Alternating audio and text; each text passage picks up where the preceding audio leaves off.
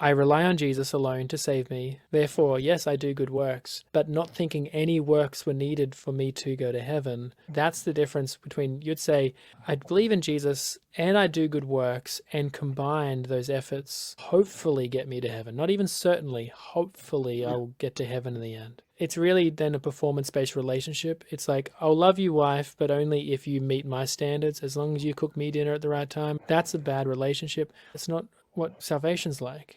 Based on our performance, I should be in the lake of fire for my Yes, sir. own sin. But God's like, hey, look, despite all your past sins and despite all your future sins you're going to do, I'm going to warmly accept you if you just trust that Christ paid for your sin. Even though you still won't do the works perfectly as you ought to, and you're going to sin against me, I'm still going to just accept you because he's made the ultimate sacrifice. And that's what I aim to do with my wife. Even when she sins against me, I'll just forgive her and still say, you're my wife. I'll still love you to the end because it's not a performance-based relationship. Neither is salvation. Well, maybe this analogy. When your 3-year-old daughter comes and you're ready to bake a cake, let's say for mom's birthday, right? And you're allowing your daughter to bake the cake with you, and she's right dropping the eggs and splashing flour everywhere and this and that, right? But that chemistry, that love, that bond sharing at that moment, right, is something very special. As opposed to now, picture your 3-year-old daughter in the back of the corner room and you say, honey, come help me bake this cake. And you say, no, daddy, you got this. You did it all. You can do it all, right? I believe in you. I have faith in you. You did it all. I'm going to stay over here.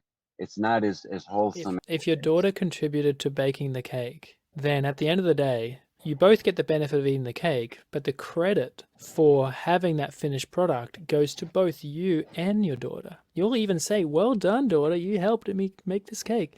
And so credit goes to both, and therefore that's robbing some of the glory away from yourself if it was all just you that did it.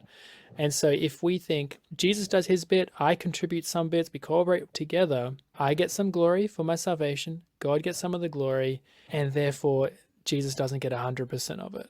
Which is why the biblical way is that Jesus does it all. I contribute nothing.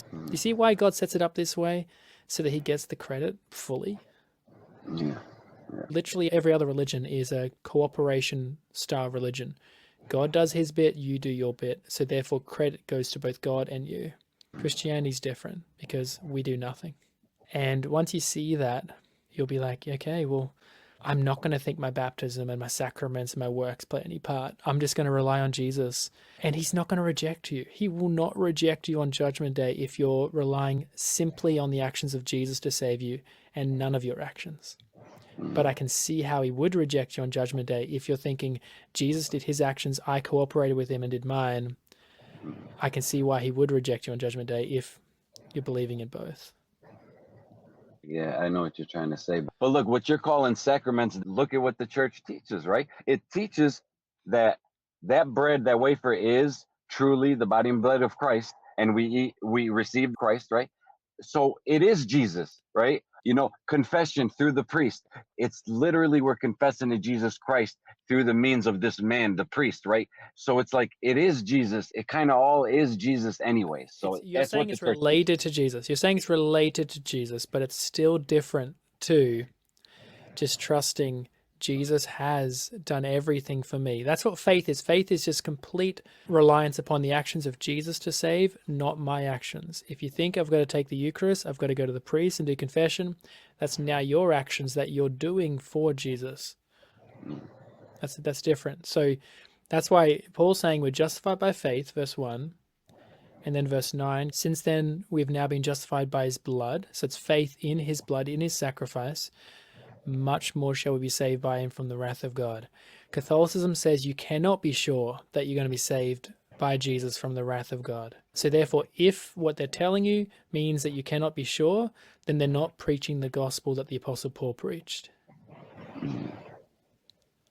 I got you. Thanks, brother. Thank you for your time.